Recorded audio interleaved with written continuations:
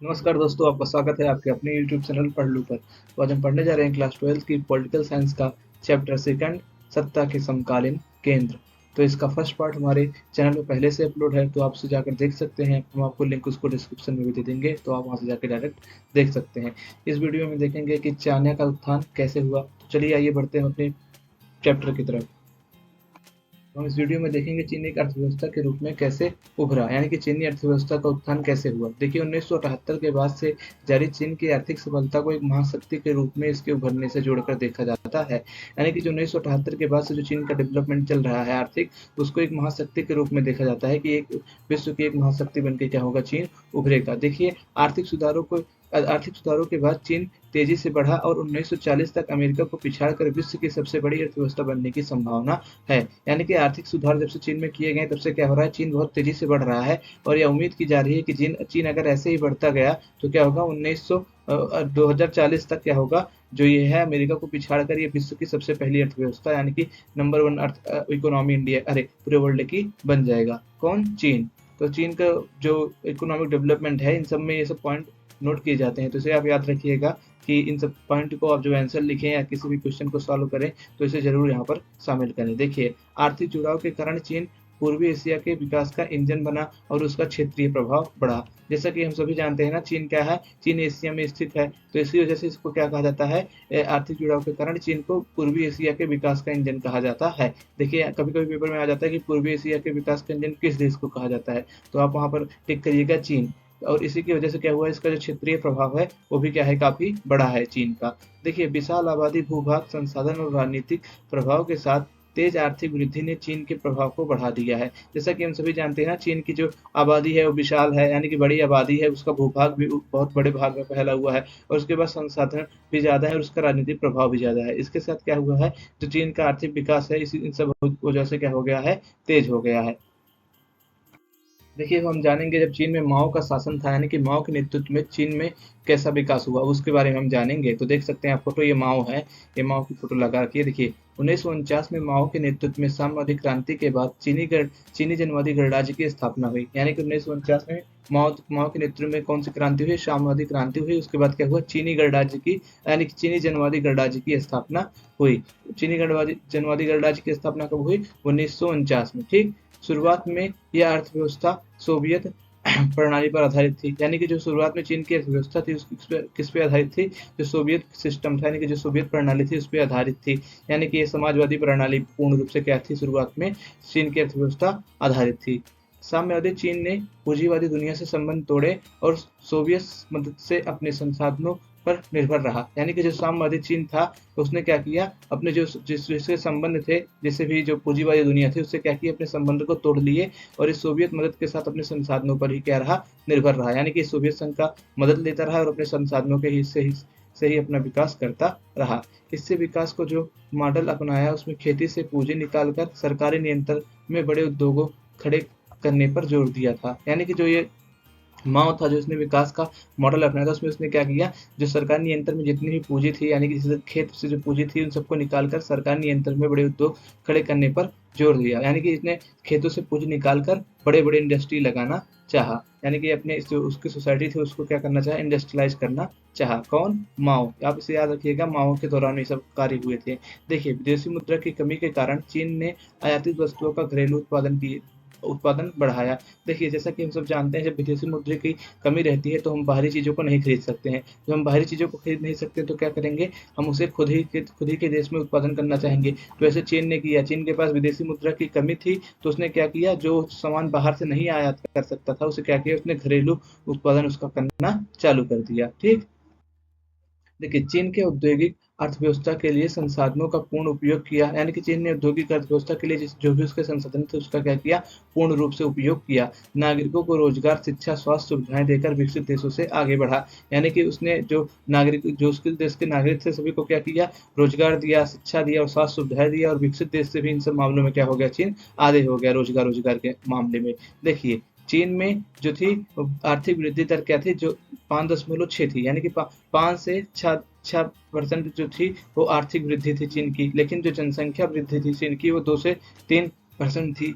विकास के लाभ को जो सीमित करती थी। यानी कि देखिए, जब चीन में आर्थिक वृद्धि जो हो रही थी, वो 5 से 6% की आर्थिक वृद्धि हो रही थी, लेकिन उसी के साथ-साथ उसकी जनसंख्या भी बढ़ती जा रही थी। यानी कि उसकी जनसंख्या कितनी 2 से 3% क्या हो रही थी पर साल, मतलब हर वर्ष बढ़ रही थी। तो इससे क्या हुआ, जो आर्थिक विकास था उसका सीमित हो गया। क्यों? क्योंकि अगर आपकी जनसंख्या भी बढ़ रही है और आपका आर्थिक विकास भी हो रहा है, तो आपके संसाधन को क्या होगा, सभी के पास उपलब्धता कम हो जाएगी। ठीक? अब देखिए, खेती की पैदावार उद्योगों को पूरी ज़रूरत लायक अधिशेष नहीं दे पाती थी। यानी कि जो खेती की पैदावार थी, जो उद्योग डिमांड करते थे, उनकी पूरी ज़रूरत को पूरा नहीं कर पाती थी। क्यों? क्योंकि उसमें ज़्यादा अधिशेष नहीं होते थे खेती में, इसीलिए उद्योगों की ज़रूरत को पूरा नहीं कर पाती थी खेती की पैदावार।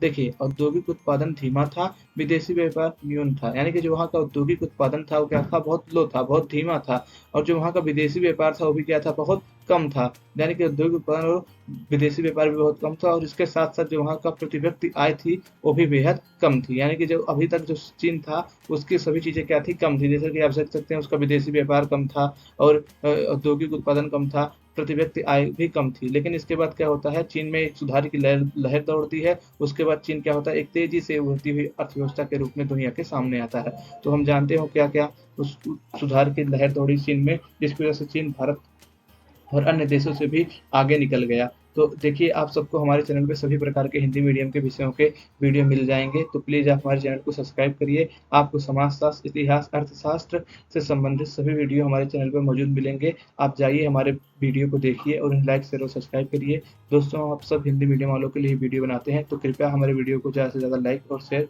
करिए। देखिए दोस्तों, हम आगे बढ़ते हैं। अब चीन कैसे वहाँ पर सुधार हुए और कैसे वो एक आर्थिक अर्थव्यवस्था के रूप में उभरा। देखिए, चीन में सुधारों की पहल, यानी कि जो चीन में सुधार हुए किस प्रकार हुए। देखिए, चीनी नेतृत्व ने 1970 के दशक में कुछ बड़े नीतिगत निर्णय लिए। यानी कि जो चीन का नेतृत्व था, जो वहाँ पर लोग शासन कर रहे थे उस टाइम पे, क्या किया उन्होंने, जैसे कि देखिए दे शियांग यहाँ पर फोटो लगा रखी है, तो उन्होंने क्या किया, 1970 के दशक में क्या किया, बड़े-बड़े निर्णय लिए। अब वो कौन-कौन से निर्णय थे, अब उसी के बारे में हम जानेंगे। तो आप यहाँ ये पॉइंट नोट करिएगा, जो मैंने डार्क कर रखा है, देखिए वो सब ज़रूर एग्ज़ाम में आते हैं, और खासकर जो डेट है, जैसे 1972 हो गया, 1978 हो गया, पूछा जाता है कि चीन ने अमेरिका से संबंध कब बनाए, तो 1972। तो ये सब आप कॉपी में नोट करते चलिए।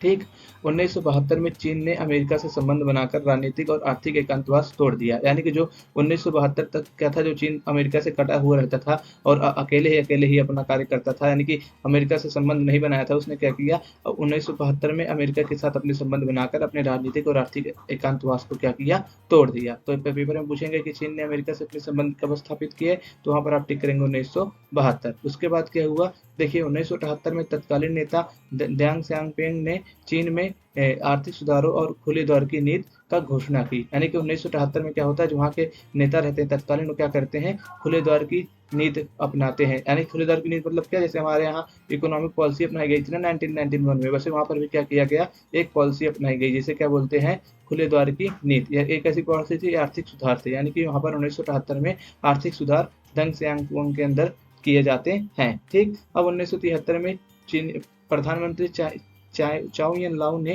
कृषि, उद्योग, सेवा और प्रौद्योगिकी के क्षेत्र में आधुनिकीकरण के चार प्रस्ताव प्रस्तुत किए। देखिए 1973 में जब आता है, तो चीन का जो वहाँ का जो प्रधानमंत्री रहता है चाओ यान लाओ ने क्या किया, उसने बोला कि हमें अगर डेवलपमेंट करना है तो क्या करना चाहिए, हमें अपने 4 सेक्टरों में क्या करना चाहिए, कुछ ऐसे ही मॉडर्नाइजेशन लाना चाहिए, जिससे क्या हो सके, हमारा डेवलपमेंट तेजी से हो। तो उसने 4 क्षेत्रों में क्या किया, आधुनिकीकरण के प्रस्ताव प्रस्तुत किए। जैसे कौन-कौन से क्षेत्र थे वो, देखिए वो कृषि के क्षेत्र, उद्योग और सेवा और विज्ञान प्रौद्योगिकी, इन 4 क्षेत्रों में उसने क्या किया, ऐसे आधुनिकीकरण के प्रस्ताव की वकालत की। किसने, चाओ एन लाई ने।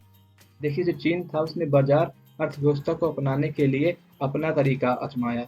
अपना तरीका का मतलब क्या है यहाँ पर, देखिए जो और अन्य देश थे उस समय में, जितने भी आज़ाद हुए थे देश सोवियत संघ से, यानी कि टूट कर निकले थे, वो सब क्या किए थे, उस सब उन्होंने क्या किया, अचानक से अपनी पूरी अर्थव्यवस्था को क्या किया, खोल दिया। शॉक थेरेपी को उन सब ने अपनाया था, हम सब जानते हैं ना। देखिए यहाँ शॉक थेरेपी का मैंने एक लगा रखा है, तो उन्होंने, लेकिन चीन ने क्या किया, चीन ने शॉक थेरेपी को नहीं अपनाया, उसने एक अपना अलग तरीका आजमाया, जिसमें क्या किया, उसने अपनी अर्थव्यवस्था को धीरे-धीरे चरणबद्ध तरीकों से खोला। अब देखिए चीन ने शॉक थेरेपी पर अमल करने के बजाय अपनी अर्थव्यवस्था को चरणबद्ध ढंग से खोला। यानी कि चीन शॉक थेरेपी में क्या था, एक ही बार में आप अपनी सभी चीज़ों को प्राइवेटाइजेशन प्राइवेटाइजेशन कर देते थे, लेकिन चीन ने ऐसा नहीं किया, एक बार में सारी चीज़ों को प्राइवेटाइजेशन नहीं किया।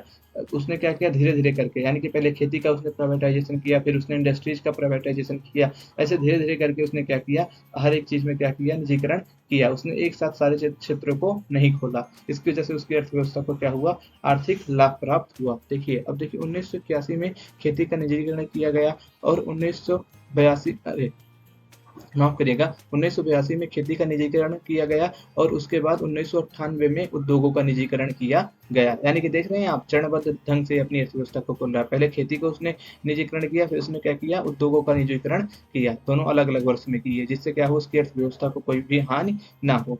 व्यापार संबंधी अवरोधों को सिर्फ विशेष आर्थिक क्षेत्र से के लिए ही हटाया गया, यानी कि जो व्यापार संबंधी अवरोध थे उसको क्या किया गया, सिर्फ विशेष आर्थिक क्षेत्रों के लिए ही हटाया गया, जिसको विशेष आर्थिक क्षेत्र को क्या बोलते हैं, सेज बोलते हैं। क्या, SEZ, यानी कि विशेष आर्थिक सेज, इसे क्या बोलते हैं, सेज बोलते हैं। यानी कि उसने क्या किया, सिर्फ जो विशेष आर्थिक क्षेत्र थे सिर्फ वहीं से ही क्या किया, कुछ अवरोधों को हटाया, जिससे क्या हो, कुछ ही जगह पर अच्छे से क्या हुआ, व्यापार स्थापित हो सके, जहां विदेशी निवेशक अपने उद्यम लगा सकते हैं। ठीक, ऐसा नहीं किया कि उसने पूरे देश में क्या किया, व्यापार संबंधी अवरोध हटा दिया कि आप आइए, चाहिए जहां पर आप फैक्ट्री स्थापित करिए। उसने ऐसा नहीं किया, उसने बोला आप आइए, कुछ कुछ जगह पर फैक्ट्री लगा सकते हैं, इन जगह पे मैं आपको अनेक चीजों में क्या करूंगा, रियायतें दूंगा। लेकिन अन्य देशों ने ऐसा, जैसे जो सोवियत संघ से आजाद हुए थे देश, उन्होंने ऐसा नहीं किया था।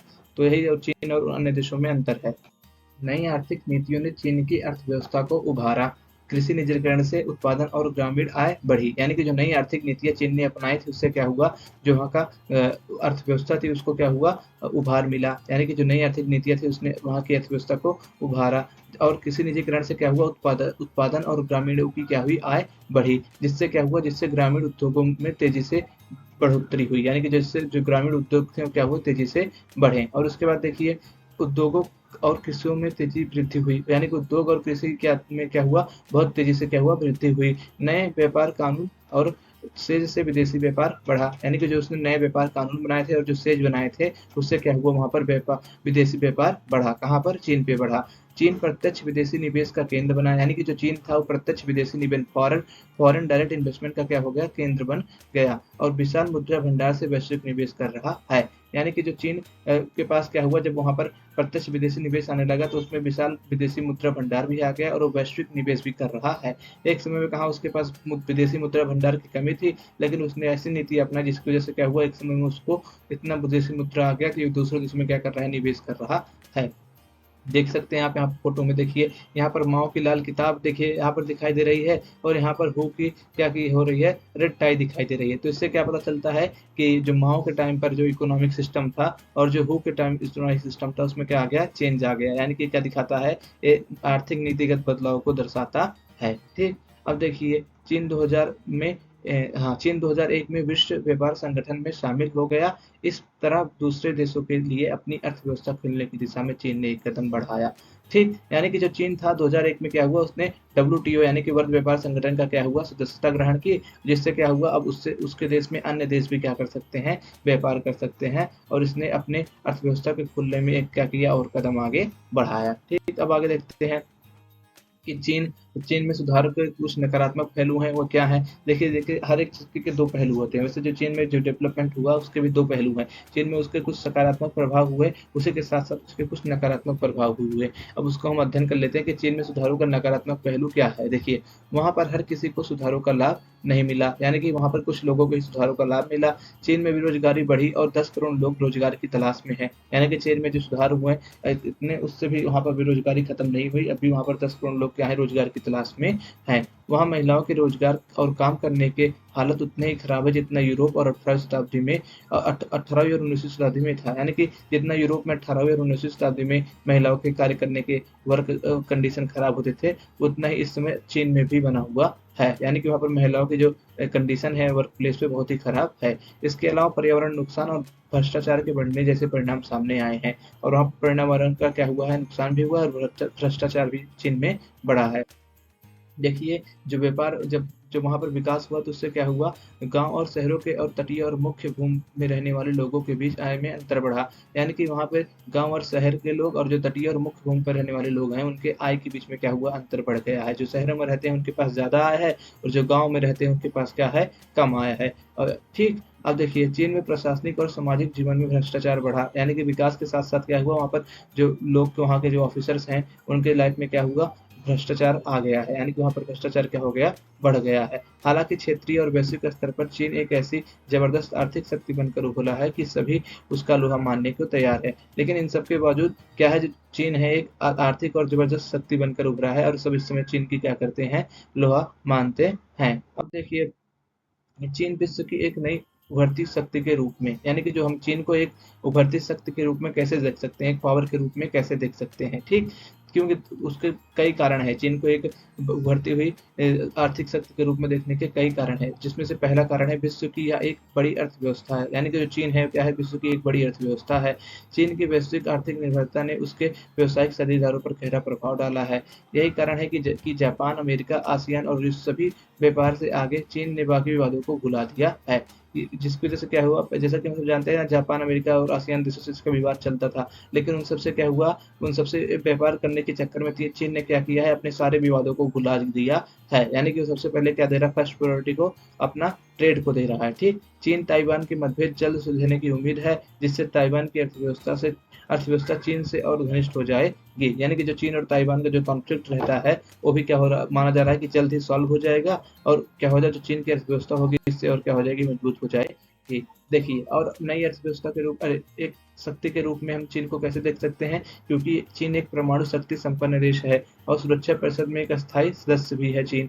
और जैसा कि हम सब जानते हैं, 1997 के वित्तीय संकट के बाद आसियान देशों की अर्थव्यवस्था को टिकाए रखने में चीन ने आर्थिक उभार में काफी मदद की थी। यानी कि चीन जब भी आसियान देशों पे संकट आता है तो उनको क्या करता है, एक मतलब एक पावर बैकअप प्राप्त देता है। तो इससे पता चलता है कि चीन कितना पावरफुल है, ठीक? अब देखिए, जो चीन है, चीन द्वारा लातीनी अमेरिका और अफ्रीका में निवेश तथा सहायता की इसकी नीतियां दर्शाती हैं कि चीन विश्व में नई शक्ति के रूप में उभर रहा है। यानी कि जो चीन क्या है, लातीनी अमेरिका और अफ्रीका में निवेश कर रहा है। इससे पता चल रहा है कि जो चीन है एक सुपर पावर, यानी कि एक नई शक्ति के रूप में क्या कर रहा है, उभर रहा है। अब हम देखते हैं चीन के भारत के साथ संबंध कैसे हैं, यानी कि जो चीन है और भारत है उसके संबंध कैसे हैं आपस में। पहले हम देख लेते हैं चीन और भारत के जो विवाद के क्षेत्र हैं वो कौन कौन से हैं। देखिए, 1950 में चीन द्वारा तिब्बत को हड़पने तथा भारत चीन सीमा पर चीन द्वारा बस्तियां बनाने से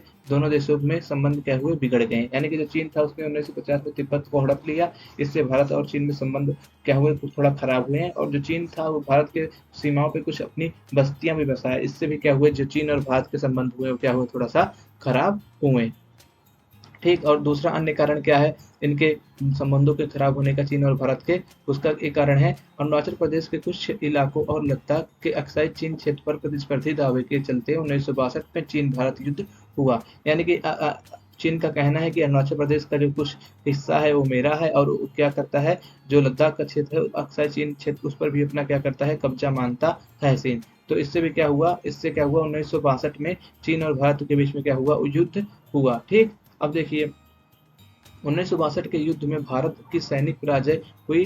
भारत चीन संबंधों पर इसका दीर्घकालीन असर हुआ। 1962 में हम देखते हैं जब चीन और भारत में युद्ध होता है तो उससे क्या होता है, भारत की सैनिक पराजय होती है, यानी कि भारत की क्या होती है, इसमें हार होती है और इससे भारत और चीन संबंधों पर दीर्घकालीन प्रभाव पड़ता है, जिसकी वजह से क्या होता है, 1976 तक दोनों देशों के कूटनीतिक संबंध समाप्त ही रहते हैं। यानी कि जो 1976 तक दोनों देशों के जो डिप्लोमेटिक रिलेशन रहते हैं, कूटनीतिक संबंध रहते हैं, वो क्या रहते हैं, समाप्त ही रहते हैं। और क्या, दोनों देशों के बीच हाल के समय में सीमा विवाद से भी संबंधों में गिरावट आई है।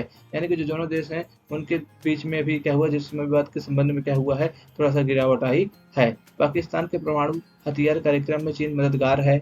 इसके वजह से भी क्या है, हमारा और चीन में क्या होता है, रहता है थोड़ा सा तनाव बना रहता है। क्यों? क्योंकि चीन जो है पाकिस्तान में परमाणु हथियार बनाने में क्या कर रहा है, चीन पाकिस्तान का मदद कर रहा है। और दूसरा क्या है, देखिए बांग्लादेश म्यांमार से चीन ने सैनिक संबंधों को दक्षिण एशिया में भारत के हितों के खिलाफ माना जाता है। जो बांग्लादेश और जो म्यांमार से चीन के सैनिक संबंध है उसको क्या माना जाता है, जो भारत के हितों के खिलाफ माना जाता है। संयुक्त राष्ट्र संघ भारत के आतंकवाद प्रस्ताव के विरुद्ध चीन वीटो शक्ति का प्रयोग कर पाकिस्तान में समर्थन देता है। देखिए जो चीन जब जब भी पाकिस्तान के खिलाफ भारत क्या करता है, आतंकवाद के लिए संयुक्त राष्ट्र में क्या रहता है, प्रस्ताव लाता है, तो वहां पर चीन क्या कर देता है, वीटो शक्ति का प्रयोग कर देता है। इससे क्या होता है, भारत और चीन के संबंधों में खड़ास बनी रहती है।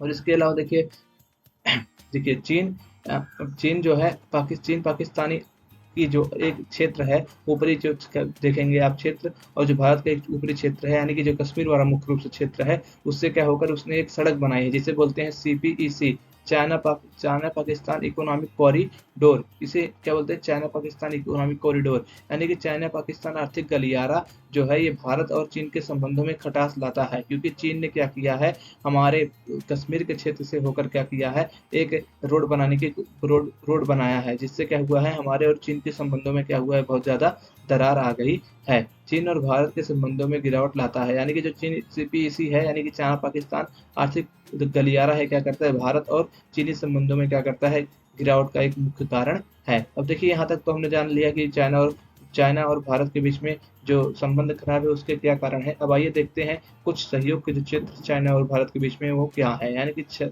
अब हम जानेंगे सहयोग के क्षेत्र। 1970 के दशक के उत्तरार्ध में चीन के राजनीतिक नेतृत्व बदलने से चीन की नीति में अब परिवर्तन हुआ है, यानी कि जैसा कि हम लोग जानते हैं ना, जब वहां पर नेतृत्व बदलता है किसी भी गवर्नमेंट में, किसी भी देश में गवर्नमेंट का जब रोल बदलता है, एक पार्टी से जगह दूसरी पार्टी आती है, एक नेता से जगह दूसरे नेता आते हैं, तो क्या होता है, तो उसकी वजह से क्या होता है, वहाँ के जो कई सारे ऐसे निर्णय होते हैं वो भी बदल जाते हैं। तो जैसे 1970 के दशक में क्या हुआ, चीन में जैसे राजनीतिक नेतृत्व बदला, उससे चीन और भारत में क्या हुआ, परिवर्तन आया है। देखिए चीन ने वैचारिक मुद्दों के स्थान पर व्यवहारिक मुद्दों प्रमुख किए, इसीलिए चीन भारत के साथ विवादास्पद मामलों को छोड़कर संबंध सुधारने को तैयार हो गया है, यानी कि चीन अब क्या कर रहा है, भारत के साथ संबंध सुधारने के लिए थोड़ा तैयार है। ठीक 1981 में सीमा विवादों को दूर करने के लिए वार्ताओं की श्रृंखला भी शुरू हुई, यानी कि 1981 में सीमा विवाद को दूर करने के लिए हमने क्या किया, चीन के साथ लगातार वार्ता की। शीत युद्ध के बाद भारत चीन संबंध रणनीतिक के साथ साथ आर्थिक रूप से भी महत्वपूर्ण हुए हैं। ठीक, अब उसके बाद देखिए दोनों स्वयं को उभरती शक्ति मानते हैं और एशिया की अर्थव्यवस्था और राजनीति में प्रमुख भूमिका चाहते हैं। दोनों देश क्या होता है, चीन और भारत देश क्या होता है, दोनों अपने आप को एक उभरती हुई शक्ति मानते हैं और दक्षिण एशिया में क्या करते हैं, एशिया में अर्थव्यवस्था और राजनीति का प्रमुख भूमिका निभाने वाला देश मानते हैं। दिसंबर 1988 में राजीव गांधी की चीन यात्रा से भारत चीन संबंध सुधारने के प्रयास बढ़े, यानी कि दिसंबर 1988 में जो राजीव गांधी थे, आप यहाँ पिक्चर में देख सकते हैं, यहाँ पर उन्होंने क्या किया, चीन की यात्रा की। राजीव गांधी देख सकते हैं और यहाँ के चीन के प्रमुख हैं, उनके साथ क्या किया, उस 1988 में उन्होंने क्या किया, चीन की यात्रा की और वहाँ के प्रमुख से मुलाकात की, जिससे क्या हुआ, भारत और चीन संबंधों में सुधार के प्रयास नजर आने लगे, जिससे सीमा पर शांति और यथास्थिति बनाए रखने में उपाय शुरू हुए। जब इन्होंने यहाँ पर जाकर दौरा किया राजीव गांधी जी ने 1988 में, इससे क्या हुआ, हमारे और चीन में क्या हुआ, संबंधों में थोड़ा सा मिठास आई और हमारे बीच में क्या हुआ, जो सीमा संबंध थे उस पर थोड़ा मतलब शांति समझौते चालू हो गए। देखिए दोनों देशों ने सांस्कृतिक आदान प्रदान, विज्ञान तकनीक के क्षेत्र में परस्पर सहयोग और व्यापार के लिए सीमा पर पोस्ट खोलने के समझौते किए हैं, यानी कि दोनों देशों ने क्या किया है, सीमा पर पोस्ट खोलने के लिए समझौता किया है, जिससे क्या हो सके, दोनों देशों में सांस्कृतिक आदान प्रदान और व्यापार हो सके। इसके अलावा देखिए 1999 से भारत चीन व्यापार लगभग 30% सालाना दर से बढ़ रहा है, यानी कि जो भारत का चीन के साथ व्यापार है वो 1999 से क्या हो रहा है, 30%, यानी कि 30% की रेट से क्या कर रहा है, बढ़ रहा है। और देखिए 1992 में भारत चीन के बीच 33 करोड़ 80 लाख डॉलर का द्विपक्षीय व्यापार हुआ था, 2017 में बढ़कर 84 अरब डॉलर का हो गया है, यानी कि देख सकते हैं आप 1992 में 33 करोड़ 80 लाख का जो व्यापार हो रहा था वो 2017 में बढ़कर 84 अरब डॉलर का हो गया। आप सोच सकते हैं कितना तेज भारत और चीन का व्यापार क्या हो रहा है, बढ़ रहा है। और इसमें देखेंगे तो अब भारत का घाटा ही हो रहा है, क्योंकि भारत हमेशा क्या होता है, व्यापार घाटे में रहता है। विदेशी देखो, विदेश में ऊर्जा सौदा हासिल करने के मामले में भी दोनों देशों ने सहयोग तैयार किया है। यानी कि दोनों दोनों देश ने क्या किया है, जो विदेश में ऊर्जा क्षेत्र है हासिल करने के लिए आपस में सहयोग किया है।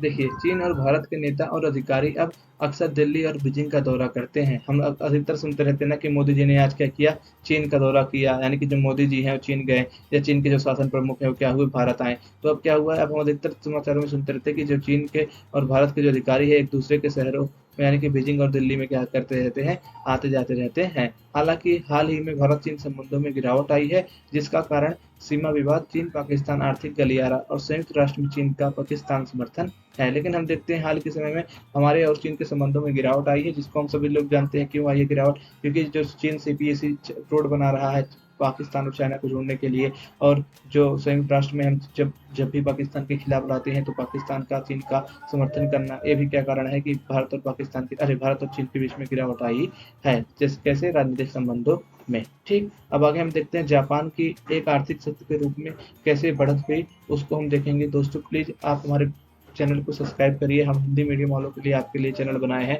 तो प्लीज़ आप दोस्तों आप हमारे चैनल को सब्सक्राइब करिए। आप अगर हमारे चैनल को सब्सक्राइब करेंगे तो हमें और मोटिवेशन मिलेगी और हम आपके लिए वीडियो लाते रहेंगे। दोस्तों प्लीज़ आप अपने दोस्तों के पास भी ये हिंदी मीडियम का चैनल है तो इसे ज़रूर फॉरवर्ड करिएगा। दोस्तों आइए बढ़ते हैं, देखते हैं कि जापान कैसे एक विश्व आर्थिक व्यवस्था में एक नई शक्ति के रूप में उभर रहा है। देखिए, जापान किस लिए फेमस है, उच्च प्रौद्योगिकी के उत्पाद बनाने के लिए इनका नाम मशहूर है। यानी कि जो जापान है इसका नाम किस लिए मशहूर है, यहाँ पर जो हाई क्वालिटी के क्या बनते हैं, टेक्नोलॉजिकल जो भी प्रोडक्ट होते हैं बनते हैं। आप मैप में देख सकते हैं, ये है जापान, ये जापान इतना बड़ा देश है, एक क्या है, द्वीपीय देश है।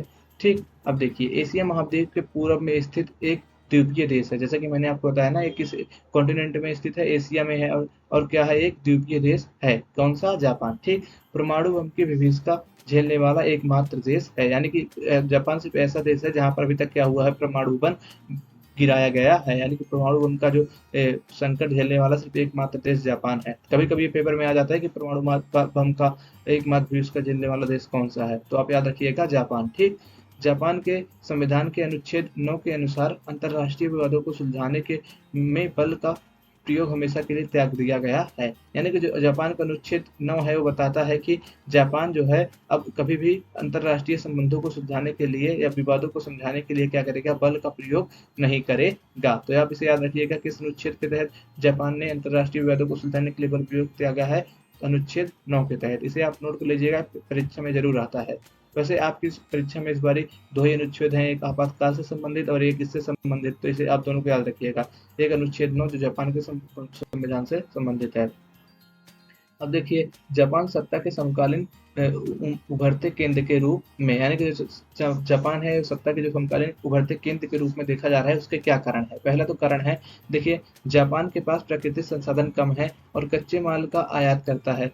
इसके बावजूद उच्च प्रौद्योगिकी उत्पादन बनाने में प्रसिद्ध है। यानी कि जो जापान है वो उसके पास तो रॉ मटेरियल कम है, यानी कि जो नेचुरल रिसोर्सेज है कम है, लेकिन वो क्या करता है, नेचुरल रिसोर्सेज को बाहर के देशों से मंगाता है और क्या करता है, अपने हाई क्वालिटी के क्या करता है, सामान बनाता है। जैसा कि हम सब जानते हैं ना, जो सोनी, पैनासोनिक, होंडा, सुजुकी, ये सब प्रसिद्ध ब्रांड कहाँ के, जापान के। आप सब देख सकते हैं, ये सुजुकी हो गया, सोनी हो गया, निकोन हो गया, हाँ, और क्या हो गया, होंडा हो गया, टोयोटा हो गया, सब कहाँ के ब्रांड है, सब जापान के ब्रांड हैं। तो इससे क्या पता चलता है, जो जापान की जो क्वालिटी होती है सोना की, वो भाई बड़ी गुड क्वालिटी होती है। और 2017 था, उसमें जापान विश्व की कहते तीसरी सबसे बड़ी अर्थव्यवस्था थी। यानी कि जापान था वो 2017 में विश्व की सबसे बड़ी विश्व की तीसरी सबसे बड़ी अर्थव्यवस्था था।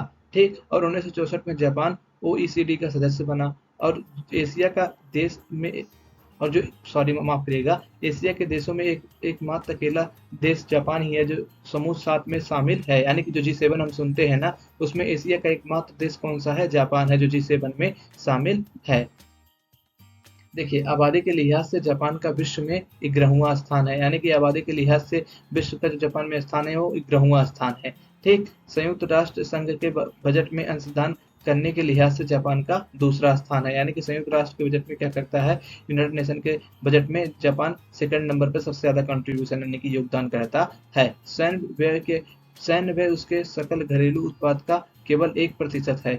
फिर भी सैन्य व्यय के लिहाज से विश्व में जापान का स्थान 7वां है। यानी कि जापान की जितनी जीडीपी है उसका सिर्फ 1% वो क्या करता है, अपने उस पे लगाता है सैन्य व्यय पर, यानी कि अपने सैन्य पर सिर्फ अपने जीडीपी का 1% खत्म मतलब खर्च करता है। लेकिन 1% खर्च करने के बावजूद भी जो जापान का जो विश्व में सैन्य व्यय का स्थान है कितना है, 7वां स्थान है। यानी कि 7वें नंबर पर है विश्व में जापान, सबसे ज्यादा सैनिकों पर खर्च करने में, सैन्य उत्पादों पर खर्च करने में। ठीक, 1991 में जापान का अमेरिका के साथ सुरक्षा गठबंधन है। यानी 1991 से क्या है, जापान जो है अमेरिका के साथ एक सुरक्षा गठबंधन में है।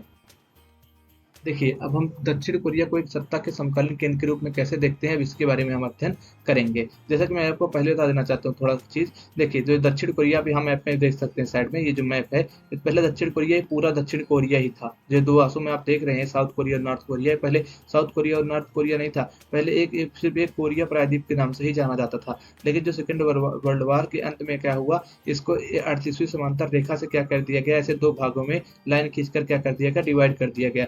तो इसकी वजह से क्या हुआ, यहाँ पर दो देशों का निर्माण हो गया। एक क्या कहलाया, ये वाला एक नॉर्थ कोरिया कहलाया और एक क्या कहलाया, साउथ कोरिया कहलाया। ठीक, तो यहाँ पर देखिए वही बताया गया है कि देखिए कोरियाई प्रायद्वीप को द्वितीय विश्व युद्ध के अंत में दक्षिण कोरिया यानी कि रिपब्लिक ऑफ कोरिया और उत्तरी कोरिया यानी कि Democratic People's Republic of Korea में 38वीं समांतर रेखा के साथ साथ क्या कर दिया गया, विभाजित कर दिया गया। जैसा कि मैंने आपको बताया ना कि दूसरे विश्व युद्ध के बाद क्या हुआ, कोरिया प्रायद्वीप को दो भागों में 38वीं समांतर रेखा से बांट दिया गया। एक क्या कहलाया दक्षिण कोरिया और एक क्या कहलाया उत्तरी कोरिया। ठीक, अब देखिए 1950 और 53 का कोरिया युद्ध शीत युद्ध की प्रतिद्वंद्विता को तेज कर गया। अंततः 17 दिसंबर 1991 को दोनों कोरिया संयुक्त राष्ट्र के सदस्य बने। यानी कि जब दोनों कोरियाई देश हैं वो कब संयुक्त राष्ट्र के सदस्य बने, 17 दिसंबर 1991 को। तो इसे आप याद रखिएगा, परीक्षा में कभी कभी ये डेट पूछा जाती है। ठीक, रिपब्लिक ऑफ कोरिया यानी कि दक्षिण कोरिया की राजधानी सियोल है। यानी कि जो दक्षिण कोरिया है आप देख सकते हैं यहाँ पर, इसकी जो कैपिटल है वो क्या है, सियोल है। आपको सियोल को यहाँ पर आप मैप में देख भी सकते हैं, अगर आप साइड में देखेंगे ये रहा सियोल। सियोल क्या है, दक्षिण कोरिया की क्या है, कैपिटल है।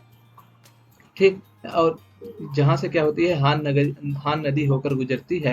यानी कि सियोल से ही क्या होती है, एक हान नदी होकर गुजरती है। अब देखिए आप यहाँ पर एक हमने रोबोट का एक सिंबल लगा रखा है ना, इसका नाम ओसाका है। क्या नाम है, ओसिमो है। ओसिमो क्या है, विश्व का सबसे अत्याधुनिक मानव रूपी रोबोट है। ठीक, कहाँ पर विकसित किया गया, दक्षिण कोरिया में बनाया गया है। तो इसे आप याद रखिएगा। ठीक, अब देखिए आगे बढ़ते हैं हम। अब दक्षिण कोरिया को हम एक सत्ता का केंद्र, समकालीन सत्ता का केंद्र क्यों मानते हैं, इसके कारण है कुछ, उसको हम जान लेते हैं। देखिए 1960 से 1980 के दशक के बीच दक्षिण कोरिया का आर्थिक शक्ति के रूप में तेजी से विकास हुआ, जिसे हान नदी पर चमत्कार कहा जाता है। यानी कि जो दक्षिण कोरिया का 1960 से 1980 तक दशक में विकास हुआ, उसे हम क्या कहते हैं, हान नदी पर चमत्कार कहते हैं। 1996 में दक्षिण कोरिया OECD का सदस्य बन गया। 2017 में दक्षिण कोरिया की अर्थव्यवस्था विश्व की 11वीं सबसे बड़ी अर्थव्यवस्था है। यानी कि 2017 में विश्व की सबसे 11वीं नंबर पर जो व्यवस्था थी वो कौन सी थी, दक्षिण कोरिया थी। सैन्य व्यय के लिहाजे से विश्व में दक्षिण कोरिया का 10वां स्थान है। यानी कि दक्षिण कोरिया क्या है, जो सैन्य व्यय में 10वां स्थान पूरे विश्व में रखता है, इसीलिए भी एक समकालीन केंद्र के रूप में से देखा जा सकता है। और क्या कारण है समकालीन केंद्र के रूप में देखने के, जैसे कि मानव विकास रिपोर्ट 2016 के अनुसार विश्व में दक्षिण कोरिया का HDI रैंक 18वां है। यानी कि 18वां रैंक HDI का है, इसलिए भी एक समकालीन केंद्र के रूप में देखा जा सकता है दक्षिण कोरिया के उच्चतम मानव विकास के लिए जिम्मेदार प्रमुख कारक में सफल भूमि सुधार,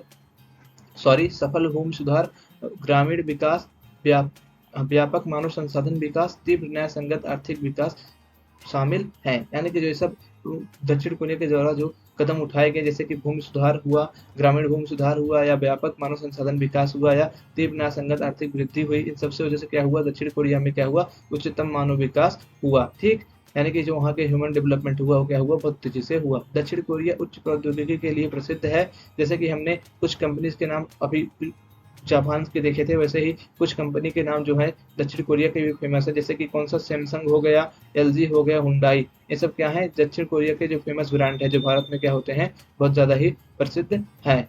भारत और दक्षिण कोरिया के बीच कई समझौते उनके बढ़ते व्यापारिक और सांस्कृतिक संबंधों को दर्शाते हैं। इसी के साथ आपका ये चैप्टर समाप्त होता है। आप हमारे चैनल पर पढ़ते रहिए, आप हमारे चैनल को लाइक शेयर और सब्सक्राइब करिए। आपको मिलते हैं अब एक अगली वीडियो में, तब तक के लिए पढ़ लो।